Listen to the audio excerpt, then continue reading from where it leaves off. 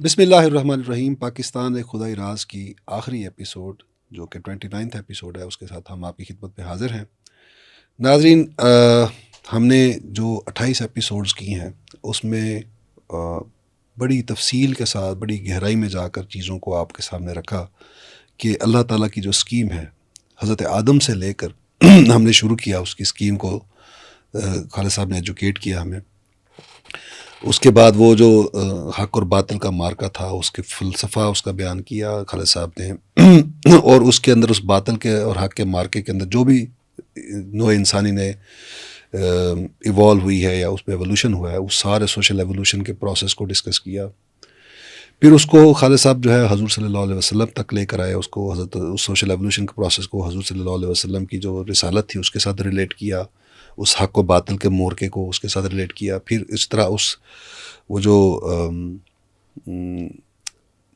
خلافت قائم ہوئی تھی حجاز میں، وہ پھر جب پھیلی ہے، آگے گئی ہے، اور اس کا جو مسلمانوں نے پھر آگے جتنی بھی ترقی کی ہے، اس کے اندر جتنا بھی وہ تاریخ کا جو دھارا ہے اس پہ، یا کہنے کہ تاریخ کے دریا میں جتنا بھی پانی بہا ہے 1400 سال کا، خالد صاحب نے اس کو ذکر کیا۔ پھر اس کے ایک تھوڑا سا ہلکا سا اس کا اوور ویو دیا، اور پھر بر صغیر کے اندر خصوصی طور پر پچھلے 400 سال میں جو مسائی ہوئی ہیں، اسی جو خدائی جو اسکیم ہے اس کے پس منظر میں یا اس کے پرسپیکٹو میں، اس کے پراسپیکٹ میں خالد صاحب نے اس پر بھی بڑی تفصیلی گفتگو کی۔ اور اس کے بعد پھر جو پاکستان کی کریشن ہے، اور اس کی کریشن کے بعد پاکستان کا جو 78 سال کا جو سفر ہے، اس پر بھی ہم نے کافی ساری ڈسکشن کی۔ پھر نعمت اللہ شاہ ولی صاحب کی پہلے تو کچھ احادیث کا ذکر کیا خالد صاحب نے، ان کو پاکستان کے ساتھ ریلیٹ کیا۔ پھر اس کے بعد نعمت اللہ شاہ ولی صاحب کی جو ہے وہ پیشن گوئیاں کچھ تھی جن کا انطباق کیا پاکستان کے موجودہ حالات کے اوپر خالد صاحب نے۔ تو اب یہ ساری جو ایکسرسائز تھی، میں چاہتا ہوں کہ آج ہم اپنی آخری ایپیسوڈ میں خالد صاحب سے تھوڑا سا مزید اپنی ایجوکیشن حاصل کریں، وہ اس لیے کہ تاکہ خالد صاحب ہمیں سمجھا سکیں کہ جو پورا خالد صاحب نے یہ ایک خاکہ آپ کے سامنے پیش کیا ہے، وہ آپس میں سب چیزیں کیسے کنیکٹڈ ہیں اور کس طرح وہ جا کر کلمینیٹ ہوئی ہیں ہماری آخری ایپیسوڈ کے اندر، یعنی پاکستان ایک خدائی راز جو ہم پورا تھیم لے چلے ہیں اس کے ساتھ۔ تو خالد صاحب آپ کی طرف جی، بسم اللہ الرحمن الرحیم۔ اب 28 جو ہے نا ایپیسوڈس کا جو ہے نا خلاصہ پوچھ رہے ہیں مجھ سے۔ ہاں جی، دیکھیں بات یہ ہے کہ وہ ساری باتیں دہرانا تو اتنا اہم نہیں ہے، لیکن اس تصور کو یا اس کانسیپٹ کو دوبارہ تازہ کرنا، بالکل ایسے، مطلب اس کو فوکس کرنا اہم ہے۔ تو آج ہم اسے ذرا دوسری طرح کر لیتے ہیں۔ ہم نے جو چیزیں کہی تھیں ان میں سے ایک چیز یہ تھی کہ بھئی یہ خدا کا منصوبہ ہے کائنات، خدا نے بے مقصد نہیں بنائی ہے۔ حق اور باطل کی کشمکش ہے جس پہ حق غالب آتے ہیں، اور باطل کا جو اگر کوئی ہو تو عارضی ہوتے ہیں، لیکن وہ عارضی بھی کئی سالوں پہ محیط ہوتا ہے تو ہم اسی کو اصول سمجھ لیتے ہیں۔ بد نصیبی سے ہم نے وہ دور دیکھا ہے جس میں باطل غالب تھا، تو ہمیں تو پتہ ہی نہیں کہ کبھی حق بھی غالب آتے ہیں، دن پھرتے بھی ہیں، رات کے بعد دن بھی ہوتے ہیں، ہم نے رات ہی دیکھی ہے، اور پچھلے کئی 100 سال سے وہ رات کا منظر ہے، تو اس لیے ہمیں تو وہ سمجھ ہی نہیں آ رہی۔ لیکن یہ کہ وہ اللہ تعالیٰ کا جو ہے نا کینوس وہ بہت وسیع ہے، تو اس میں رکھ کر دیکھیں تو یہ سارا 10,000 سال کا پلان بھی اس کا ایک دن ہے، ایک دن ہے۔ تو اس میں وہ ہمیں یہ بتاتا ہے بھئی یہ 2 سلسلے چل رہے ہیں، یہ ایک شیطانی سلسلہ ہے جو باطل کا ہے، اور یہ ایک میرا سلسلہ ہے، رحمانی سلسلہ۔ اس میں یہ لینڈ مارکس ہے نا، یہ نوح ہے، یہ جو ہے نا موسیٰ ہے، یہ ابراہیم ہے، یہ سلیمان اور داؤد ہے، وکیس علی ذالک، یہ محمد رسول اللہ کھڑے ہیں، ٹھیک ہے۔ اور یہاں پہ آ کے یہ سلسلہ رکا ہے، لیکن اس سے آگے ایک دوسری انداز میں شروع ہو گیا ہے۔ یہ پہلے جو نبوت کا سلسلہ تھا، نبوت ختم ہو گئی، لیکن یہ نبوت رسالت کے لیے تھی، میرا پیغام لوگوں تک پہنچانے کے میسنجرز تھے یہ۔ تو اب آگے میں نے ایک عوامی جو ہے نا تبلیغ کا نظام چلا دیا ہے، اب حکومت کھڑی کر دی ہے، جس کے ساتھ میرا رابطہ نہیں ہوگا جیسے نبیوں کے ساتھ ہوتا تھا، لیکن ان کے پاس میرا پیغام جو ہے نا محفوظ ہوگا، تو وہ اب باقی انسانوں تک انہوں نے پہنچانا ہے جیسے پہلے نبی پہنچاتے تھے۔ تو سلسلہ رکا نہیں ہوا ہے، سلسلہ، اور اسی لیے وہ مجدد بھی پیدا ہوتے رہیں گے ہر صدی میں، اس سلسلے کو تازہ کرتے رہیں۔ تو گویا اس سرے سے لے کے اس سرے تک یہ ایک رسی ہے جو ان ھذہ امتکم امۃ واحدہ، یہ نہیں ہے کہ یہ دین ختم ہو جائے، جیسے آج کل لوگ کہتے ہیں جی 1200 سال پرانی بات تھی، نہیں، وہ 1200 سال پرانی بات نہیں ہے، وہ آج ہی کے دور کے لیے تھی. ٹھیک ہے، تو یہ ایک چیز ہے. اب اس کو اگر ہم دوسری طرح سے دیکھیں تو مطلب یہ بنا کہ جی نبی صلی اللہ علیہ وسلم کے دور میں وہ اصل میں ایک ایکسپیریمنٹ تھا، ایک ابتدائی رول ماڈل تھا جس نے وہ جو کامل نظام آنا ہے اس کے لیے ایک یوں سمجھے کہ ایک خاکے کی صورت میں ان کے سامنے رہے کہ بھائی اس کو ہم نے فالو کرنا ہے. وہ جو ہم نے سوشل ایولیوشن والی ساری بات کی تھی، تو اس کا اصل جو قرآن کا اصل جو تصور ہے نا وہ تو جا کے آخری زمانے میں ظاہر ہوگا اور وہ گلوبل ہوگا. جیسے کہ قرآن گلوب کے لیے پورے حضور آئے ہیں، تو یہ سورہ انبیاء کی آخری جو آیت ہے نا وَلَقَدْ كَتَبْنَا آخری رکوع کی فِي الزُّبُورِ مِن بَعْدِ الذِّكْرِ أَنَّ الْأَرْضَ يَرِثُهَا عِبَادِيَ الصَّالِحُونَ، اور وہ إِنَّ هَٰذَا لَبَلَاغٌ لِقَوْمٍ عَابِدِينَ وَمَا أَرْسَلْنَاكَ إِلَّا رَحْمَةً لِّلْعَالَمِينَ. ٹھیک ہے جی، تو یہ وہ سارا جو ہے نا اگر ذہن میں تازہ کر لیں، یہ ساری چیزیں ہم نے تفصیل سے بیان کی. اب اسی سورہ انبیاء میں ایک اور چیز آئی ہے، اس کو میں آج کے حالات کے ساتھ جوڑوں گا، وہ بعد میں جوڑوں گا، لیکن پہلے میں وہ بتا دیتا ہوں کہ نبی صلی اللہ علیہ وسلم کے دور کے بعد پھر یہ ہوا کہ رفتہ رفتہ یہ وہ جو سورج طلوع ہوا تھا، بلکہ قرآن مجید کی بعض اور جگہوں سے دیکھیں نا تو وہ جو پہلے یہ روشنی چلی آ رہی تھی تو وہ چاند کی روشنی کی مانی تھی. نبی صلی اللہ علیہ وسلم پہ آ کے وہ مکمل ہوئی ہے سورج کی صورت میں، لیکن پھر وہ اس کی یہ شفق رہ گئی، شام کی دھندلا گئی مسلمانوں کے اپنے دور میں. پھر یہ جو پچھلے 400 سال ہیں نا اس میں رات گہری ہو گئی. فلا اقسم بالشفق واللیل وما وسق، اسلام سارا سمٹ گیا اور رات جو ہے نا وہ گہری ہو گئی.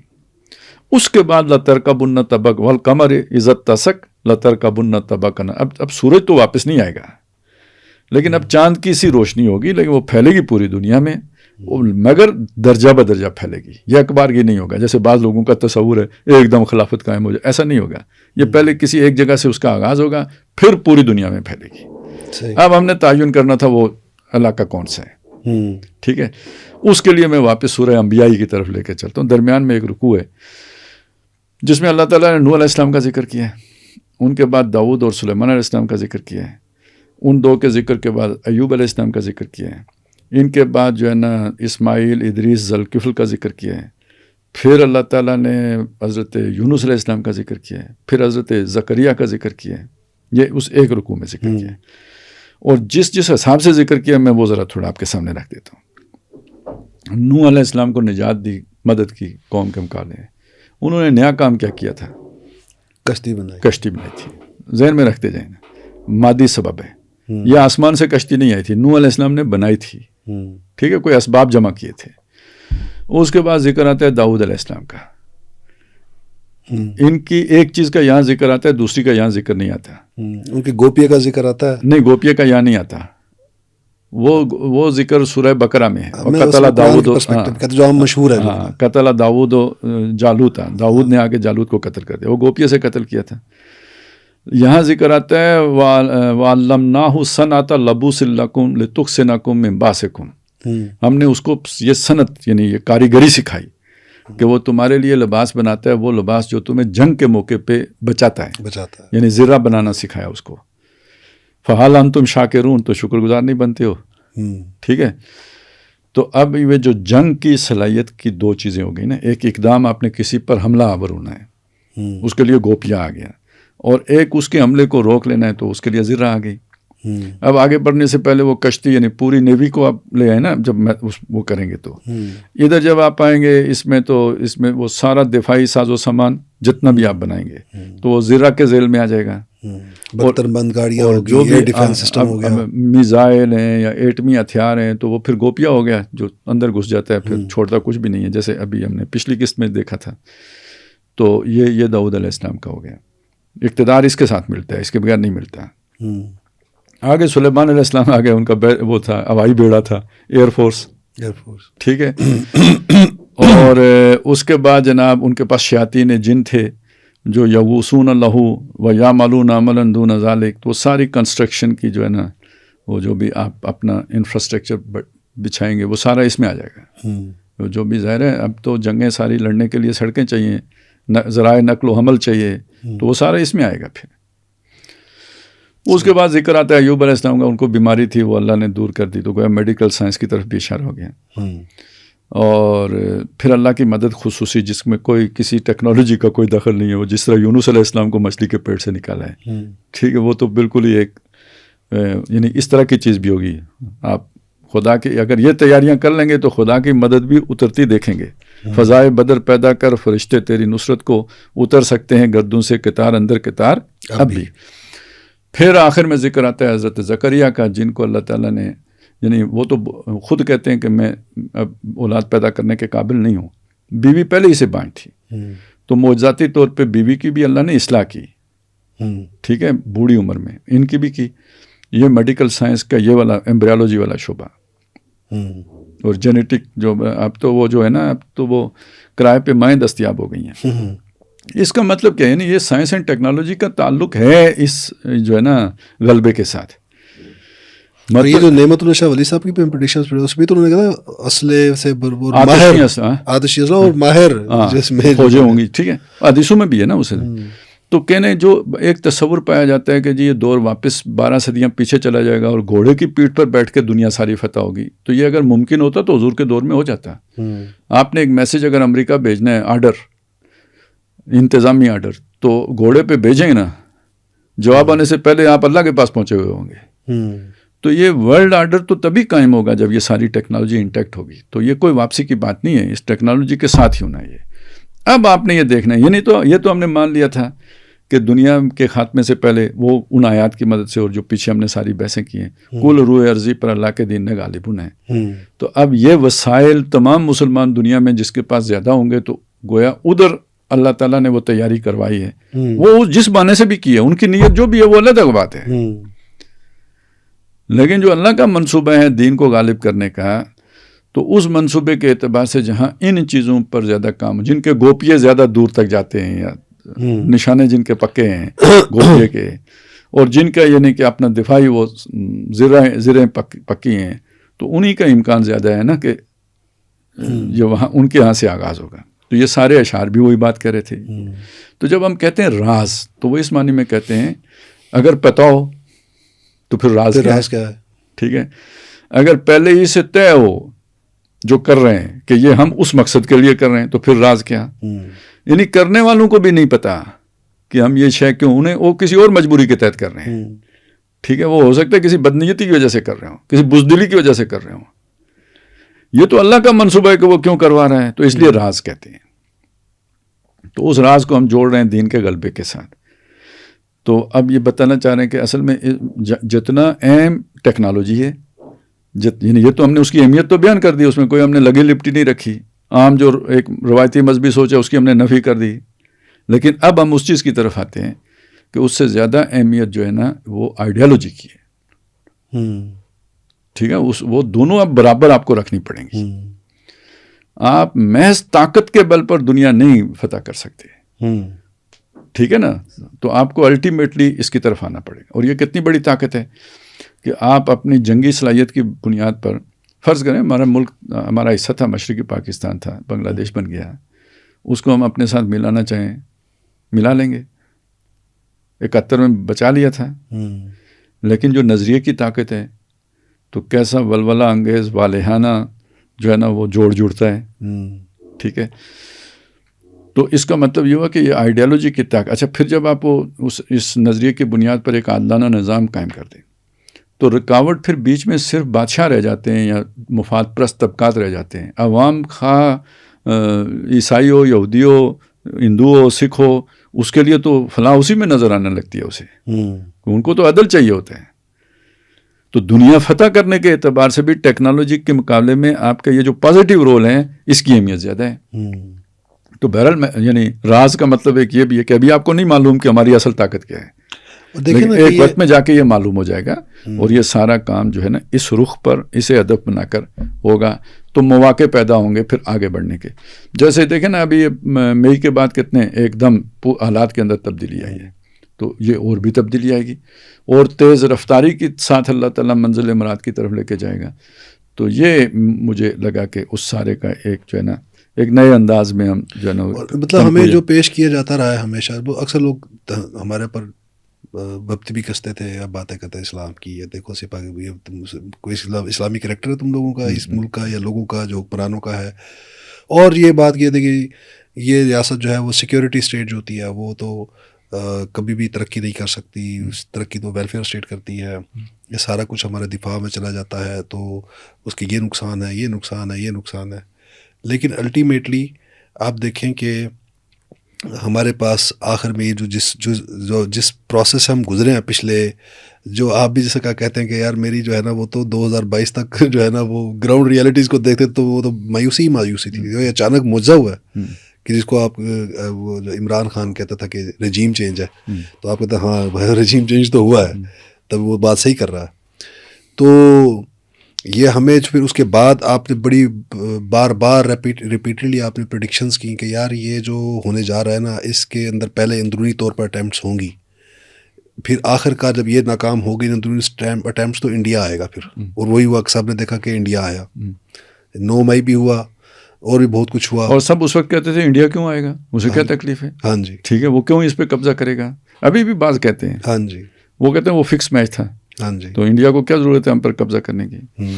بڑے شریف آدمی ہیں ویسے. مجھے کسی کو کیا ضرورت ہے میری طرف دیکھنے کی. صحیح. تو وہ ساری میں بات کر رہا تھا کہ وہ ان ساری چیزوں سے آخر کار ہمیں بچایا کس نے؟ وہی جو ہماری دفاع کی جو ہماری جتنی بھی اس میں ترقی ہوئی ہے. بلکہ بسا اوقات تو آپ بھی وہ اس کا بھی آپ حوالہ دیتے رہتے ہیں کہ یار یہ جو ہمارے ملک میں جو کچھ بھی نیگیٹو ہوتا رہا ہے، وہ کرپشن ہو یا جو بھی، وہ بھی ایک ہمارے لیے ایک کہہ لیں کہ ایک لحاظ سے خدائی اسکیم کے لحاظ سے دیکھے تو وہ بلیسنگ بھی بن جاتی ہے کہ شاید پھر ہم یہ ریسورسز جو ہے نا ادھر نہ انویسٹ کر سکتے. جو اصل میں وہ تھوڑا سا یہ پیچیدہ مضمون آپ نے کھول دیا. اس لیے اس کا یہ مطلب نہیں ہوتا جس نے کرپشن کی ہے وہ کوئی فرشتہ ہے. بھائی وہ استعمال ہوا ہے اللہ کے ہاتھوں، ٹھیک ہے، اس کو اپنی نیت کے مطابق کی جو کچھ بھی اس کے ساتھ معاملہ ہوگا وہ ہوگا. لیکن جو اللہ کا گریٹر پلان ہے نا اس میں وہ فٹ ان ہو گیا. اب اس کو آپ سادہ سا دیکھیں سوشل انجینئرنگ پروگرام ہے. مطلب ہمارے معاشرے کے بارے میں کسی زمانے میں جو کلیش آف سویلائزیشن کا جب تصور آیا تھا، آپ کو پتہ ہے لیٹ 80s میں آیا ہے، تو اس کے بعد فوراً 93 میں میرا خیال ہے پہلی کانفرنس ہوئی تھی مصر میں.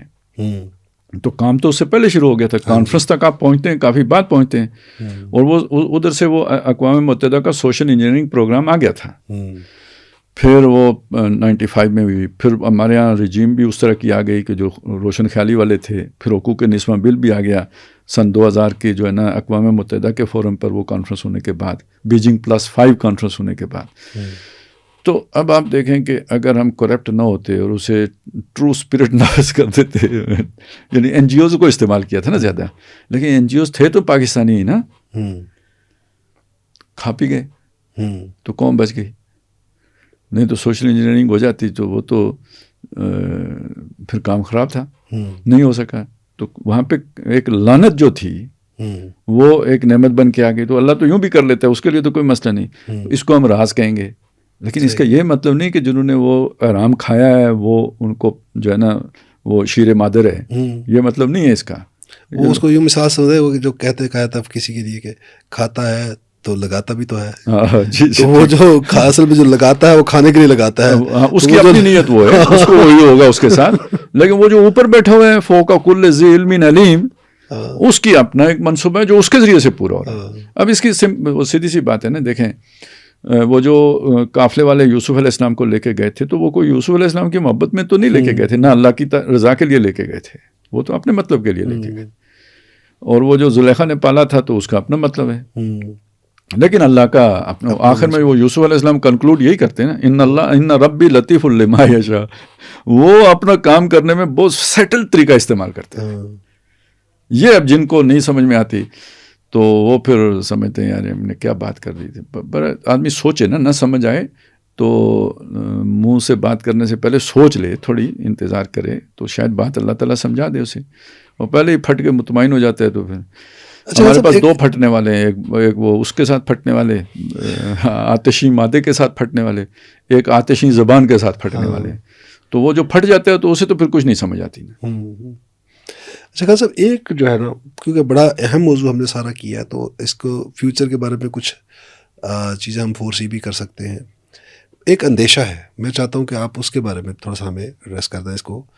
وہ یہ کہ جب ہم دیکھ رہے ہیں کہ آگے بڑھ رہا ہے پاکستان، اور خاص طور پہ 9 مئی کے بعد جو کچھ ہوا ہے، یعنی 5 مئی اور 9 مئی والے جو واقعات ہوئے پچھلے سال انڈیا کے ساتھ، اس کے ساتھ جو ڈیولپمنٹس ہو رہی ہے، عالمی منظرنامے ہے پاکستان کی. اب دنیا میں یہ بھی بات ہو رہی ہے کہ یہ جو ویسٹرن ڈیموکریسی کا ماڈل تھا، یہ ناکام ہو چکا ہے اور یہ اب زوال کی طرف جا رہا ہے. اور اب دنیا میں جو چیز سامنے ہو کر آ رہی ہے وہ ہے جو چائنیز کیپٹلسٹ ماڈل. اور وہ آپ بھی اکثر اس کا حوالہ دیتے ہیں اپنی پروگرامز میں. تو اب وہ جو چائنیز ماڈل دنیا کے سامنے آ رہا ہے، یہاں پر بھی کچھ لوگوں میں امنگیں جاگ رہی ہیں کہ پاکستان میں بھی وہ 1 پارٹی ڈکٹیٹرشپ والا لایا جائے، اور ساری جماعتوں کا یہ بکھیڑے ہیں، کبھی یہ آتا ہے کبھی وہ آتا ہے، تو انہوں نے جناب تماشے لگائے ہوئے ہیں. اس غلطی کا امکان ہے. تو کیا یہ اس اسکیم کے اندر کیا اس کے لیے کوئی گنجائش بن سکتی ہے اس ماڈل کی؟ دیکھیں یہ مطلب دیکھیں ہو سکتا ہے وقتی طور پہ. اصل میں اس وقت تو ہمارے ملک میں ایک انتشار کی کیفیت ہے نا. اس انتشار کو ختم کرنے کے لیے کچھ اگر آپ کو ایمرجنسی میں اقدامات اٹھانے پڑیں عارضی طور پر، جیسے آپ ایک مرتے آدمی کو اسٹیرائڈز بھی دے دیتے ہیں، تو وہ اگر مستقل دیتے رہیں تو ایک وقت کے لیے ایک سوچ کے دیں تو اس میں تو کوئی حرج نہیں ہے، لیکن وہ مستقل کر دیں تو وہ زہر ہے، وہ مر جائے گا ویسے بھی. تو اسی طرح کی جب ایمرجنسی میں کوئی اس طرح کا فرض کریں وقتی طور پہ کوئی جبر بھی آ جاتا ہے، ایمرجنسی میں بنیادی حقوق بھی معطل ہو جاتے ہیں، جیسے مارشل لا ایمرجنسی لگ جاتی ہے نا، بس وہ آپ کے رائٹس جو ہے نا وہ معطل ہو جاتے ہیں. تو اس درجے میں تو گوارا کیا جا سکتا ہے. لیکن کوئی یہ سمجھے کہ جیسے کہ ہمارے اکثر جو ہے نا مذہبی مزاج کے لوگوں کا یہی خیال ہے کہ یہی اسلام ہے اور ایک ہی امیر ہوتا ہے، اور کوئی اب تو وہ کیا وہ محاسبے کے بغیر ہوتا ہے. یہ جو چیز ہے نا، یہ اگر ہم لے کے آئیں گے تو یہ نہیں چلنے گا، زیادہ دیر چل نہیں سکے گی. یہ نہیں زیادہ دیر نہیں، یہ ملک کے لیے وہی چیز زہر کی حیثیت رکھے گا. اور یعنی ہمارے آپ کہہ رہے ہیں کہ یہ قومی مزاج کے ساتھ ہم آہنگ ویسے بھی دیکھیں یعنی یہ جو نا اسلامی مزاج بھی نہیں ہے ہمارا، خاص طور پہ بر صغیر کا قومی مزاج بھی یہ نہیں ہے. اور دنیا میں آپ کیا ماڈل لے کے جائیں گے؟ پوری دنیا کا بھی جو عصر حاضر کے تقاضے ہیں نا، جیسے اقبال نے کہا ہے، تو ان میں تو یہ چیز نہیں فٹ بیٹھ سکتی. اور لوگ جو گھبراتے ہیں نا جب آپ اسلام کا نام لیتے تو اسی طرح کی چیزوں سے گھبراتے ہیں نا. جب چائنا کا نام ساتھ اسلام کا اب وہ چائنا والا جو مسئلہ ہے نا اس کو بھی سمجھنا چاہیے. یعنی یہ ہمیں چائنا کی بھی مدد کرنی چاہیے. یہ ایک ایسی بات ہے جیسے ایک آپ کا جسم ہے، ایک میرا جسم ہے، ایک شیطان میرے اندر گھسا ہوا ہے. اب میں بوڑھا ہو گیا ہوں، اب میں اس کے کام کا نہیں ہوں، تو اس نے ایک نوجوان جسم تلاش کر لیا، میرے اندر سے نکل کے اس میں شفٹ ہو رہا ہے. تو اس میں جسم کا تو کوئی قصور نہیں ہے نا. تو یہ تو اسے بتانا چاہیے بھائی یہ شیطان ہے، اس سے بچنا ہے تمہیں. یہ وہ شیطان ہے جو پہلے سلطنت مطلب اس سے پہلے وہ سیزرز لوگوں کے پیچھے ہوتا تھا، پھر برطانیہ کے پیچھے آ گیا، پھر یہ امریکہ کے جسم میں داخل ہو گیا. اور یہ جب داخل ہو رہا تھا تو امریکی صدور نے اپنی قوم کو اس وقت وہ جانتے تھے نا، تو انہوں نے وارن کیا تھا کہ یہ جدھر گئے ادھر تباہی پھیری ہے انہوں نے، اور ہماری تیسری نسل ان کی غلام ہوگی اگر ہم نے انہیں قابو میں نہ رکھا.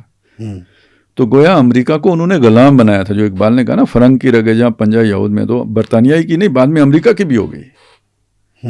ٹھیک ہو گیا. اب اصل میں چائنا تو اسے اپنا ماڈل سمجھ رہا ہوگا، لیکن وہ جو کمپنیاں یہاں پہ آ رہی ہیں، جو انویسٹمنٹ آ رہی ہے، جو لوگ آ رہے ہیں، اس کے پیچھے تو وہ شیطانی دماغ ہے. تو یہ تو پوری چائنی قوم کو غلام بنانے کے لیے آ رہا ہے. ٹھیک ہے نا. اپنا ایک عام جیسے وہ تو جینٹائل سمجھتے ہیں آپ کو. تو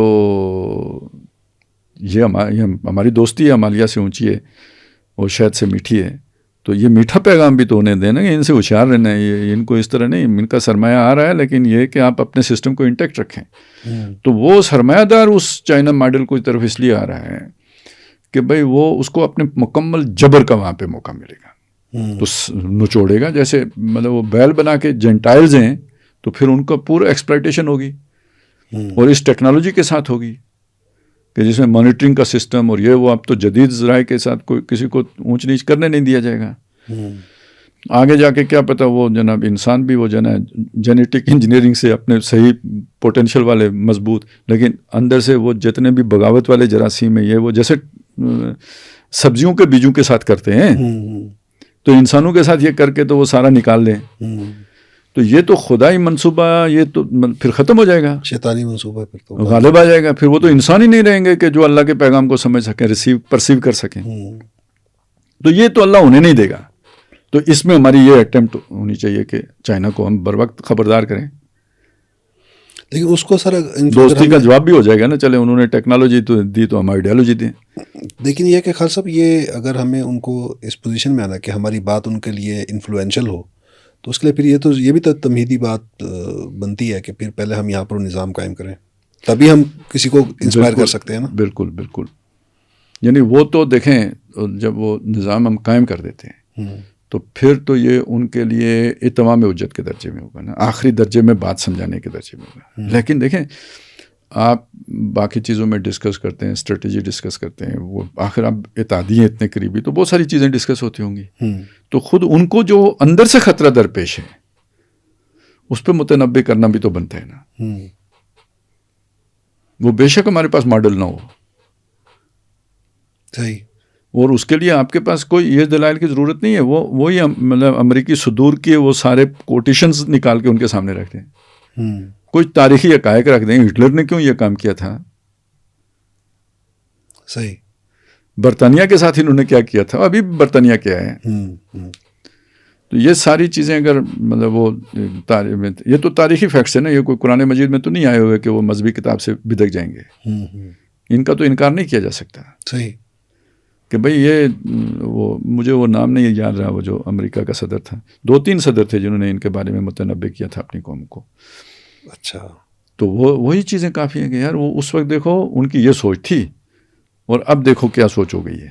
تو انہوں نے قابو کیا ہے نا، تو یہ تمہارے ساتھ نہ ہو جائے. اپنے ملک سے ہر کسی کو محبت ہوتی ہے، وہ کیوں چاہیں گے کہ بھئی یہ غیر قوم دور سے آ کے تو ان کے اوپر قبضہ کر کے بیٹھ جائے. یہ تو ان کی نادانی ناسمجھی میں ہوگا جب بھی ہوگا. تو آپ اگر چوکنا کر دیں تو نہیں ہوگا. صحیح. بہت شکریہ خالد صاحب. ناظرین، ہم آج اپنی یہ پورا جو پروگرام ہم لے کے سیریز لے کے شروع ہوئے تھے اللہ کا نام لے کر، الحمدللہ آج ہم اس کی اختتامی نشست پر پہنچ گئے ہیں. اب ہمارے لیے دعا گو رہی ہے کہ اللہ تعالیٰ ایسے ہی خالد صاحب سے آگے بھی اپنی دین کے لیے اور اپنی قوم کے لیے اور نوع انسانی کے لیے ان سے جو بھی مثبت کام اللہ تعالیٰ لے سکتا ہے وہ لے. اور دعا یہ بھی کیجیے اللہ تعالیٰ مجھے بھی توفیق دے کہ خالد صاحب کے ساتھ ایسے ہی اور پروگرامز بھی کرتا رہوں، اور ہمارے لیے آسانیوں کی دعا کیجیے. تب تک کے لیے ہماری اگلی جو بھی پروگرام ہوگا اس تک کے لیے اجازت دیجیے. اللہ حافظ.